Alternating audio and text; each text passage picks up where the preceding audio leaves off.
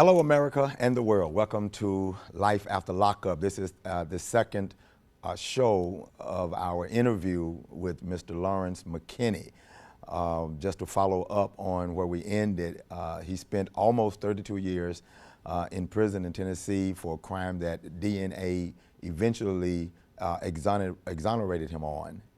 We've been talking about his most of his 20s, all of his 30s, 40s, and even into his 50s in prison. His mom passed away while he was there.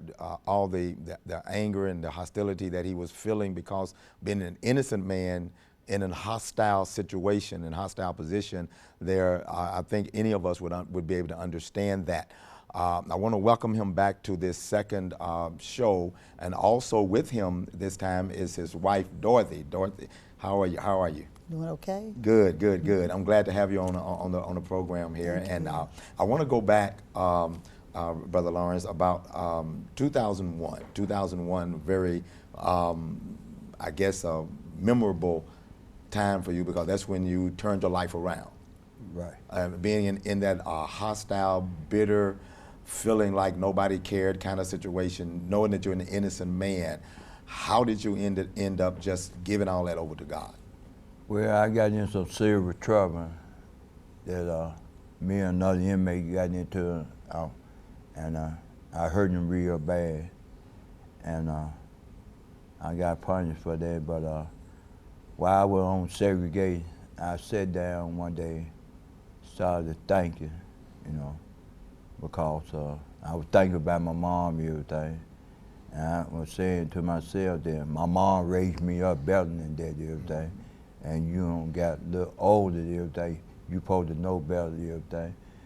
And I started reading my Bible from June 2001 on up, and I've been saved ever since. Mm-hmm. And after that, I got back off lockup, because people had trust in me, and people see how God worked in me, and people see that I had turned my life around and everything, because majority of the inmates were in there that used to tell me, said, man, you're gonna be a preacher one day. Mm-hmm. Said, Jesus got to be real. You gonna change, right. Jesus got to be real. Wow. And after I did that, and then it moved me to another prison, and a friend I know was getting in some trouble and somebody was gonna hurt him. And I got involved and I messed around that went too far and hurt another inmate, everything. But in the situation that they know I was right, everything, but it's like this, when you break one of the rules and regulations, everything, you got to be punished for, right. I ain't hold that against them, but I went too far because I still had that trademark of prison life right. inside of me, right. And when you have that everything, the number one is learn how to fight to survive. Right. And that's what happened. But June of 2005, that I got on my knees, I prayed to God and said, well, since I've been in here for 28 years and everything, I ain't never had no woman in my life that I've been very dedicated and serious about. I don't hear a couple of friends on rope to and everything, but it ain't with nothing, I said, but now I don't got saved. I'm ready to walk the walk. And like you said, I am the way and the truth and the light to the Father, The only way you get to the Father through me. I said, well, I want you to help me find me a Christian woman out there, and so we can get married. And in July, somebody gave me her address and everything, and when they gave me the address, I wrote it and everything, and me and her didn't respond, because I was telling her, I said, well, October of 2005, I'm going to parole board, but it's like this, I was calling to tell her, 3 months later, I told him, right. Said, let's get married, 3 months later. 3 months later, let's get married, because I know God gave her to me, right. And that's where my faith is in God. I know what He can do. But, and she said, well, you got to wait till you get out. When you get out in October 2005, you're saying, okay, I go to the parole board, and before I go to the parole board, I would tell different inmates about my situation, everything, you know. They said, well, man, it's like this, man. So you got a sex offender case, and really, man, it's like this, man. If you go in there and tell them folks that you didn't do that, them folks ain't gonna believe that, man. Right. What you need to do to go in there and tell them folks that, yeah, I did this, everything. Read your case you got, do your case paper, everything, get everything straight, everything. And, you know, Make it believable. And make yourself program so you go in there, whatever they ask you, you know, you tell them what you hear. Say, because you said you want to get out, that's the only way you get out. Wow. That's the only way you have to make your parole board right here, because you got to admit it to your charge, everything. Right. Because now, if you don't admit it to your charge, everything, parole board gonna say, well, what you doing in here? If you innocent, everything. Right. I said, okay. I went in there, I explained to them, you know, I went along with the program. They put me out for 3 years, until October 2008, you know, and most the people were there and would tell me, said, man, you know, you told the truth and everything, because I was very convinced, you know. I was very convinced. And they said, well, we're gonna put you out for 3 years, you know. You just show us that how you doing and everything. Okay, but I go back and I pray, I tell her about it and everything, and you know, I was kind of having a little doubt and everything. She would come to tell me, say, look, don't worry about me and everything. God can open the door, and nobody ain't got nothing to say to everything, you know.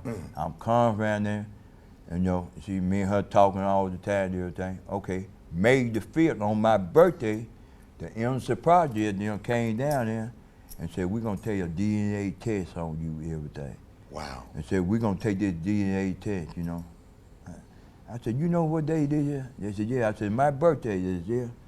And when they took it, everything, I told you, I said, well, I'm innocent anyhow. Right. I ain't got to worry about nothing. And then I thought, I said, God working in a mysterious way, but he always on time. He do the thing on time like he want to do. Right. And that's what they did, you know. And it was about October, November when I find out about the test that came back and it had excluded me, say I was innocent and everything. Right. But I get in contact with the Innocence Project and they told me, said, well, we got to find you some lawyers in Memphis who will represent you in that court. Okay, January 2009, the lawyer came to me that Mr. Attorney William Master came to me. He said, well, we're gonna get your paper in there to the judge. We talking to the judge now about you and everything. He said, but, you know, we hope we got you out here in 3 weeks. I said, man, I'm ready to go home now, man. know You know? it, man. He said, well, it's gonna be about 3 weeks because we talking to the judge. And then after that, I ain't go home in January, you know, I'm constant getting down, but she constant keep me strong and everything. Said, well, be patient and everything, you know, everything. Because I already got the paperwork that said that I'm innocent, Right. DA and everything. But about the court system and everything, you know, they always got things back counting and everything. Because when your case come out, when they file that post-conviction release and everything, you got to wait till Saturday to that judge hear that case and everything. And I sat there till July, because I supposed to went to court July the 9th. And So 6 months, almost Yeah, 6 months. yeah. After they found out that you was in it. yeah, I supposed went to court July the 9th, and because I supposed got released July the 9th, as I thought, you know, and because her birthday on July the 10th, and my mom's birthday on July the 8th. And I would tell her, you know, I hear my sister them send me some money. I said, well, when I get out, buy her some flowers and everything, you know, and show her around the town and everything. But when July 9th come around, I don't hear nothing. I'm always in the dark, okay? And I talked to her that weekend because we just used the phone on Thursday and Sunday, you know. I talked to her that Sunday. And that Tuesday, I called the lawyer, you know. I said, I thought I probably had got released July the 9th because all the officers were coming around there and said, we know some news. I said, what you do? Said, you finna go home. I said, I know I'm going home because my lawyers were calling up there every day, you know, because I would tell her, said, look, y'all need to get me out of this place because I'm gonna crack up. You know, I'm been here so long and everything. Y'all should not have told me this, and now I ain't Waiting going all this nowhere. time. I called my lawyer that Tuesday, and she told me, she said, well, we put it out on that Thursday, on the 15th, and when the 15th comes, we're gonna take you to court, and the judge gonna sign out on the paper, let you out. I said, okay. And that Wednesday, on the 14th, about 4:30 that morning, they told me, pack up. I'm going to West Tennessee High. And I said, man, I really don't even like to go with down there. But I went on down there and everything. But when I got to West Tennessee High, they put me in a cell, water all on the floor, cell mess up. I got a little disappointed and everything, you know. I said, man, I got to sit in here and the police, they don't want to give me no mop or nothing and everything. And while I was sitting in there, then I catch myself. I said, God, Jesus, thank you. I see what you tried to tell me. Now, when I leave this place, this is where I had to cut back to, you know. I said, thank you for giving me this message and everything. But the next day, I went to court. And when I went to court, I'm waiting because I know I'm supposed to be the first case on the docket and everything. But it was about 9:45 before I get up there. I get up there. My lawyer come talking to me. He said, well, I said, yeah, I'm ready to go home because I'm looking for the new people and everything to be there. I'm walking in the courtroom. He said, well, you ain't going home today. I said, what? He said, you ain't going home today. He said, what we gonna do, that we gonna draw the paper up, and first thing in the morning, the judge gonna sign out on the paper. Set yourself on the side and everything, and sign out on the paper. I said, man, I gotta wait another day, man. I don't want to go back to prison. He said, yeah, okay. And he said, but it's like that. He said, if you don't go home Friday, it'll probably be the weekend, you know. He said, you be out here no later than Monday. I said, okay. I said, I'll go along with that. You need me to get upset with that. A little more time won't hurt everything. I said, but I really want to go home, man, you know. He said, don't worry about it. You going home, you know. Just be patient every day. You don't care this for, just be patient, you know. They had the procedure to go every day. I said, I respect it. I know the law. I respect the law every day. Okay. They took me on back to prison that Thursday because when I was going down there, I tell the officer from the get-go that I was going home. No, you ain't going home. That's what everybody said, you know. And when she realized I was going home and everything, they took me back because I told her, I said, well, I came down here on Wednesday and I called. I ain't had a chance to use the phone to let my family and my fiance know where I'm at and everything. She said, well, it's like this. She said, well, you finna go home. She said, don't go back there and arguing with them folks or nothing. You know, just go on stepping and you finna go home. I said, okay. But out of the kind of her heart, I know Jesus had go in her heart because she went back and told her, because when I got there, I got an opportunity to call my fiance. But they ain't with the small problem because all through there, I still, you know, they bring me my medication, all my medication to take home and everything, but I still had to wait till I go back to Nashville to my receiving institution for where they could discharge me. And when they discharged me, you know, because we had problems on the way, they probably had been back about 2:30, it was about 4 o'clock, and they made a mistake, you could not count the inmate riding on the bus and everything. And I had it in my mind, I said, well, I told all the dudes, I said, well, I ain't going home today, it'll be tomorrow, you know. I said, because the record of all this place right there gonna be closed when we get it back. They said, no, don't worry about it, you going home today.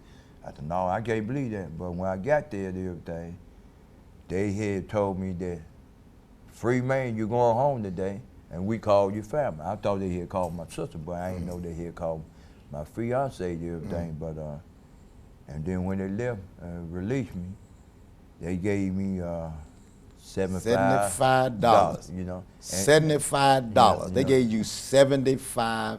I want to make that $75. Yeah. after almost 32 years of being incarcerated for nothing. And it took me 3 days to cash the check because I have no ID. Lord I ain't have Jesus. no ID. And right now, they got my birth certificate in prison now. And it took me a while to get it took me almost 4 months to get a Social Security card. I know my Social Security number, but it took me about 4 months to get a Social Security card. Lord have mercy. Yeah. Man, I'm still blown away. Sister Dorothy, how did you get involved with him? Well, it was a friend. My nephew would write to me. And so he had I gave Lawrence my address. And at the time I didn't know who it was. So on the 5th of July, right after the 4th of July, I got this letter in the mail. And I looked at it and thought, I don't know Lawrence McKinney, but I opened it up and I read it anyway. And it was a nice letter. He was expressing himself. He was a Christian man and everything. That's what I had been looking for too, you know. So I started writing back to him. It just some way I had a feeling, you know, that this was the right man. It just the way he expressed himself. So we got to writing back and forth each other. So we got to be pen pals. So I'm writing to him and he's writing back to me, you know, and finally we got to talking on the phone. And I'm telling him about everything what's happening. I thought, well, I need to fill him in on everything that's going on now. Because the time he was in, I knew he had, you know, so much had changed since, you know, he had been out. So I began to tell him about everything that was going on, you know, and refreshing his memories and everything. And then, too, we would talk on and we'd pray. Right. I'd always tell him to keep the faith, because he'd always say sometime, he said, I'm doing all I can do and everything. I'm just lost my mother since I've been in here. He said, I've had so much to happen. I said, I'm going to tell you what, we both is going to pray and just keep the faith. That's what God can work wonders. I said, He brought you too far to leave you. And I said, He's with you, and He's going to take care of you. And I said, out here, just remember, you have a friend that really concerned about you in there all the time, what is going on with you. Just remember that. Did you believe that he was innocent? I believe it. You know, it's just somewhere I had a feeling. You know, you have a feeling. Right. Just sometimes when God, I guess, placed it there. I just had a feeling, hey, this is an innocent man. He said it was innocent. I believe he's innocent. You know, and from there I just continued, you know, writing and giving him the faith. And we'd read the Bible. A lot of times people talk about the Bible on the phone, and we'd get in a discussion of the Bible. And when I go to church on Sunday, called altar prayer, I'd always remember him in the prayer, because this was a man who was needing all the prayers and everything, you know, that he could get. And he would just, you know, sometimes he would just get down. He'd think, well, I'm never going to get out. You just go on with your life. No, I'm not going anywhere. I'm here, and I'm going to stay. I'm going to be your friend, and to the bitter end. So, you know, he just. And even after, and just from, I'm still kind of blown away at after the DNA testing. They still took him 6 months. I'm just blown away at the mentality of our justice system. Because I even read somewhere where a judge refused to let a man even take the DNA test. I don't understand that. I don't understand how after you get exonerated that they just go on and let you go. Why do they have to go through all of this stuff, especially after you've spent so many years in there? And so now here you come, and I know your heart goes out to him. And when he comes out, I know I read somewhere where he was asked what it was that he wanted. Can you tell us what it was that he wanted? The first day he got out. The first day he told me that when I get out, he said, I want some donuts and coffee. I went out and found a big box of donuts, made a pot of coffee, and he came home, he drank coffee, he ate donuts, he walked around outside. He said just had the freedom of just being able to look up and see the stars. And he didn't sleep that night. He drank coffee and he ate donuts. And he was just, I mean, just really thrilled. Wow. And I can imagine that freedom thing, and, you know, like what you're saying, being able to see the stars. Yeah, the stars. Being able to just walk around and things like that. Go to the porch, go to the refrigerator, just do what you want to do. And get what he wanted to eat. It's, I just don't feel, I feel good. Just be able to eat what I want, eat when I want to, go to bed when I get ready, get up when I get ready, and nobody's telling me when I got to go to bed and when I can eat. I can eat what I want to, you know.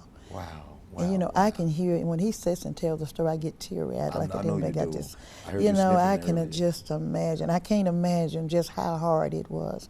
You know, a lot of times we think we have problems out here, Yeah. but somebody else, you know, has got bigger problems. Yes. And yes. it just brings tears when he was saying, you know, he told about his mother, Yeah. how close he was to her, you know, and everything. For that to happen, I mean, it just tears me to pieces. And you've been a real jewel in his life, just Yes. bringing some sanity to him, Yes. giving him some Yes. hope. Because sometimes all a person in prison needs is somebody on the outside Right, that right. seems to care. Yes, You know, yes. and you've been, so you got out in '09, right? Yeah, And July the 20th, 09. after 31 years, 15 months. 31 years, 9 months, 18 days, and 12 hours. Wow. After that long. Now, you still have not received any kind of compensation No, from no. the state of I- Tennessee at all. No, I ain't saw none yet, you know. And They you know, I don't know what the deal is on there, but long that God ordained me and everything, and we got the last say. So you know, Right. God comes to He invited me and everything because you know that He know right from wrong and everything, and this is His world and everything. This is His earth and everything, and He gonna make sure that I get what belong to me, Okay. and need me worry about that because Right. everybody, you know, want to keep their quiet, Right. everything. Right. But one thing about this, you can't keep the truth quiet. that's you true. know. And I want to say this too, because what they did, you know, that was wrong for them not having the newspaper, not having the media Yeah. there. Here's a man that was incarcerated for nothing. Our DNA proved that you were innocent, and it's on the hush hush. It's on the down low. It's not nobody is saying anything. They are publicizing all of these high profile cases on television. You know, but here's an innocent person, and the Innocence Project has helped almost 300 people, Yeah. which 60% of them are black men. Yeah, they You know, dedicate. You know, the yeah, project, they are they dedicated. are dedicated to helping Yeah, people, yeah. and had it not been for them, then you would not have been able to get your DNA tested and all of that. No, I would not have got my DNA test. I would not, you know, well, you know, it been, at that prayer time, it been a situation that I probably still would got out, but, you know, God got to say so and everything, but God go to the source He need, know what Right, source to go to and exactly. everything, because when He made His statement and everything and put it out there and everything, like number one, God went to the Innocence Project, and they can't give me a DNA. And now, when they did the DNA and they showing now I'm innocent, nobody can even Right. hold Right. nothing against me, Right. nothing, because God is real and He appeared and He made sure that when He brings the evidence to the top, it's solid, It's and solid. nobody can tear it down. But from '09 to now, you've been out a little over 2 years, Yeah, yeah. right? And have received not even an apology. Have they even apologized or anything? I mean, because what it is that they want to push you in the back somewhere, Yeah. and not allow you an opportunity to tell your story. You know, and that's wrong. Well, you know, it's I see it like this. You know, I'm happy married, and me Right. and her been married. We the level was our 19-month anniversary Wow, because we got congratulations to married you. January the 11th, you know, 2010. But it's a church called Emmanuel Baptist Church, and they help me on situation. You know, they help me in everything. I go do a little bit of missionary work for them. I do different volunteer stuff for them. I go to Bible stuff, everything, you know, and they help me, you know, they keep on giving me the strength, and they know that I'm a dedicated husband and know I'm a dedicated Christian man, because it's like this that people really need to know Jesus. Right. Because it's like this that I can't hold the past against me, Right. because if I hold the past against me, I'm gonna slip back in their way and everything. Exactly. Or make them feel like they got the control of me and everything. Because they the one got to deal with their consequence. That's Only right. thing I got to do that when I wake up in the morning, yeah, thank God for that day, because He know what that day I'm gonna face that day and everything, and He don't want me to worry, He don't want me in question. The only thing He want me to do is keep myself on the right path. I keep myself on the right path. He gonna give me Yes, what right. I want. Yes, Because right. it's like this, since I've been out there, everything, I don't have no worry. I don't need nothing because God knows the thing I need, and He gonna make sure that I receive the thing I need. The physical body might want this everything, Right. but God gonna give you the thing gonna help you. That's He right. ain't gonna give you nothing to hurt you. But the physical body will give you something to hurt you That's right. and put you in a bad situation and put worry on your mind and everything. I got a beautiful wife. She's an angel to me and everything. I don't believe heaven can get her back because I'm gonna keep her for permanent long I'm on this earth. You know? All right, and this is just an amazing story, but I also still want people to understand your story. And even if the 2 years that you've been out, you've not been able to get Social Security because you wasn't able to work because they locked you up. You really have not gotten any kind of compensation because they are refusing to believe that you were innocent, or they refuse to believe to acknowledge their own mistake. But God has helped you to not be bitter. He has helped you to not be stressed because He's given you something in your life that's helping you. You see, and then another thing about that, see, when I got out, before I got out, I had to see the psychiatrist, you know, and when I saw the psychiatrist everything, they wanted to send me a halfway house, you know, and that's what they wanted to do, send me a halfway house. But you know, I told I had fiance, they want to send me a halfway house. I was saying to myself, rules and regulations. I ain't went under rules and regulations, you know. I said, I ain't going nowhere with rules and regulations. I said, well, give me somebody in to talk. And I talked to the psychiatrist, and me and him sat down, we talked everything. I showed him how my liver quarter was and everything. And dude, he gave me a high recommend and said, this man don't need to go there because everybody said, well, this man done been in here so long and everything. Right. He get out there, get in the trap. I said, no. I said, y'all don't understand. I got God in my life. He ordained my heart and everything. I don't need nothing. No man can tell me nothing I don't know and everything. I got a beautiful wife as an angel, and she gonna help me keep on the trust.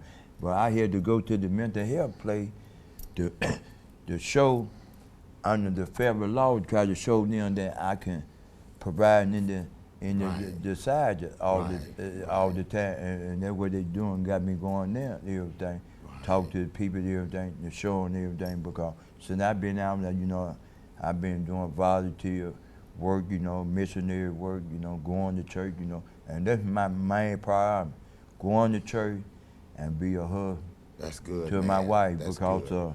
And our time, we got about 30 seconds left, man. I tell you, the time went by so fast. I'm just blown. I'm gonna have to get you back again, evidently. But I'm just grateful. Thank God that I met you guys, and Yes, thank you. God's gonna work this thing out for you. God's gonna work it out for you. I hope this story has shined some light to you on this situation. I hope it has really done for you what it has done for me. And thank you so much for watching Life After Lockup. And you have a marvelous day.